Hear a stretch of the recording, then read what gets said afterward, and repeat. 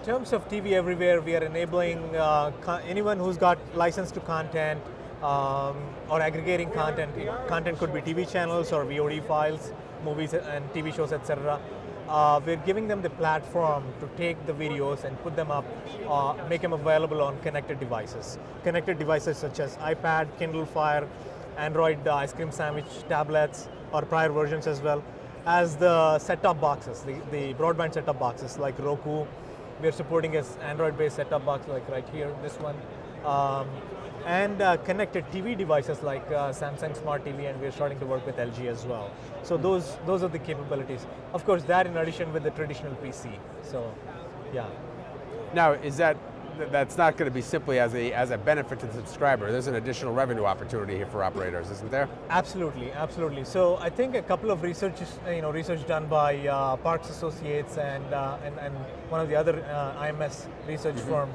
What it indicates is, I think that's based on the surveys and research, subscribers who are subscribing to cable TV or satellite TV or telco TV are willing to pay additional anywhere between $5 to $15 per subscriber per month to get that content on additional devices, connected devices such as iPad or Samsung Smart TV or Roku or a PC. Because what ends up happening is, you're watching something in the family room on the big screen 60-inch TV, but then you want to retire, you maybe probably spend another half hour, 45 minutes in the bed watching it on iPad, and then probably put it away. But you want to continue, take your TV everywhere from one room to another, and maybe one town to another if you're traveling, and of course all content license permitting. But Dino gives the capability to do such things. Yeah. So what are the issues right now with why hasn't that sort of capability been rolled out on a wider scale? So a couple of things. So one is just the sheer fact of licensing. So I think on one part, Dino is seeing a lot of OTT happening. We are streaming about 500 plus TV channels from 50 countries, but these are content coming from other countries to outside of US to places all over the world, US and UK and so on. The licensing in other countries is a little bit lighter in the sense that their focus is mainly on revenue, and of course all the license checking is also being done. In America, the TV channels that we all are familiar with and what we get on cable have stronger license requirements, which Dino also supports through things, DRM such as Verimatrix and so on and so forth. But it takes a little while for the HBOs of the world, the Fox and Turner, set of channels to come, make their TV everywhere strategy available to the cable companies so that the cable companies can extend that license to devices everywhere. So that's one challenge. The second challenge is, as you know, the cable companies are very familiar with putting the content on the QAM lines, right? Mm-hmm. Whether it's the traditional TV carrying cable boxes through coax cable. But it's a completely different set of challenges when you start putting the TV channels on the cable, on the internet. Mm-hmm. So over the top, there are many challenges specific to device. If it is an iPhone or Apple device, you need to stream in HLS. If it's an Android device, either you need to stream in the Android native player or a Flash player. So if it's a Samsung, then it's HLS. And HLS and iPad is slightly different from HLS on Samsung. There's a lot of device-specific nuances that one needs to overcome. So that's on the device. But then streaming on the OTT requires a lot of optimization in and of itself. So all of those require a platform such as Dino or someone who's done something like that, who's actually been doing TV everywhere for virtual MSOs and knows how to deliver at various bit rates. So that's, I think, another challenge.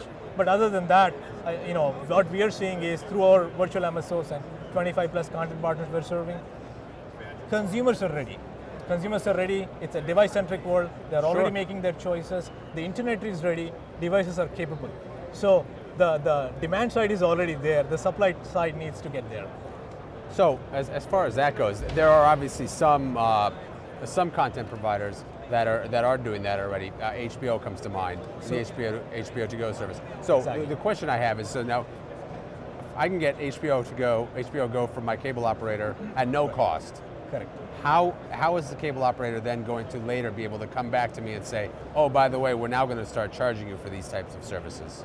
So I think it really, I'm probably commenting on the business model for cable companies, but I think the surveys indicate that, consumers is very important. To be honest, the cable companies charge anywhere between $50 to $150 per subscriber per month, depending on the package you have.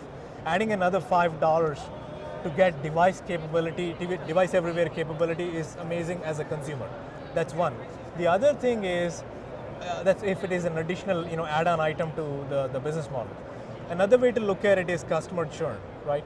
Cable companies obviously are, one trend we are clearly seeing is the subscriptions on videos are staying about the same, but the broadband subscriptions are going higher. So for the cable companies, investing on TV everywhere so that, on the broadband also, the consumer is leveraging their broadband to consume their content becomes a strategic play and, keeps the customer churn to the minimum or least, and then keeps the customer back in their own, subscriber base. So I think that's very important from that standpoint. So what's Dyno's mission or goal going forward as far as helping drive this process? So our goal is, Eric, I think really our goal is to take TV everywhere and make it reality for cable companies. Cable companies have a lot of experience putting video on the QAM. Now there's hybrid devices coming, hybrid set-top boxes with QAM and IP together. Dyno has a lot of experience through its 5 years of streaming on connected devices. We'd like to bring that experience and take the cable company experience on QAM, put it all together. End of the day, make the consumer happy. That's basically our goal. Excellent, Vamshi. Thanks for talking. It's been great seeing you. Thanks, Gary.